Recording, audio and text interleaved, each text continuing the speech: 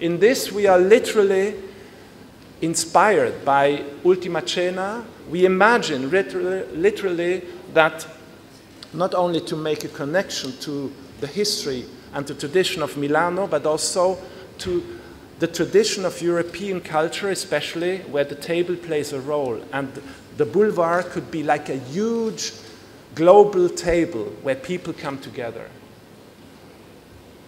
That would be in the central axis under the roof. The individual pavilions would bring their products, potatoes, grapes, coffee, whatever is their different products, onto this central table.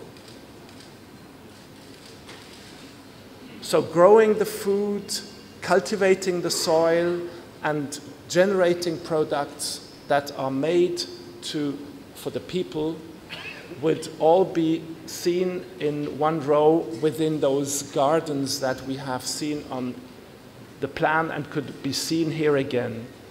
So we have the field of gardens, and then we have a few elements. You can see that in black. You have the hill that is the result of all the earth that we have to take out. We think of having this kind of vertical element. We have the theater, which is rather based on a hole that we dig in the ground, and we have the lake.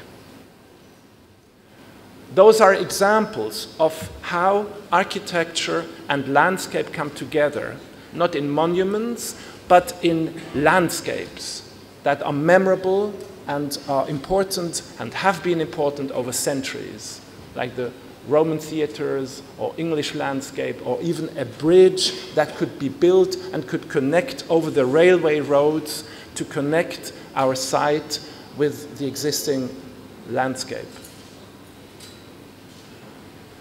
The whole site in our mind and our vision is surrounded by waterways, canals, lakes that are here for the pleasure of the people, but also to clean the water, to generate energy, and also to be consumed. So the water, not only in its fun part, but in its holistic possibilities.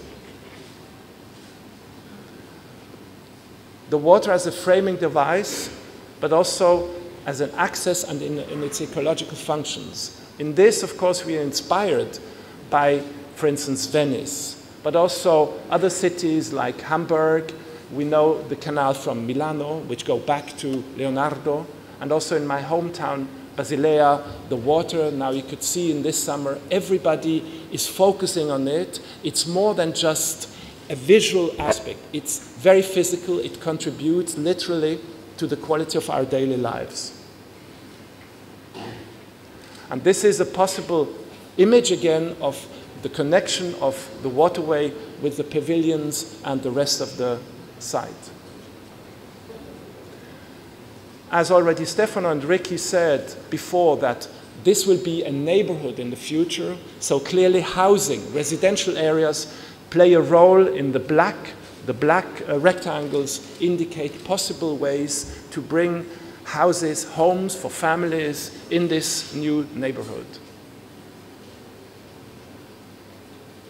Again, a possible way, of course in a traditional way, how the proximity of living and water is a wonderful way to build new cities. And this is a summary of our proposed interventions. On the top, the access and the circulation in this very simple way, the Cardo de Cumanos, the waterways that are there also for transport reasons, of course, the biodiversity that Stefano will say more about later, arid and humid areas, etc. The national pavilions, which have this equal importance towards the boulevard, then the main elements which stand out, and again the summary with the Cardo de Cumanos, which is relating to the center and the periphery of Milano. Thank you for your attention.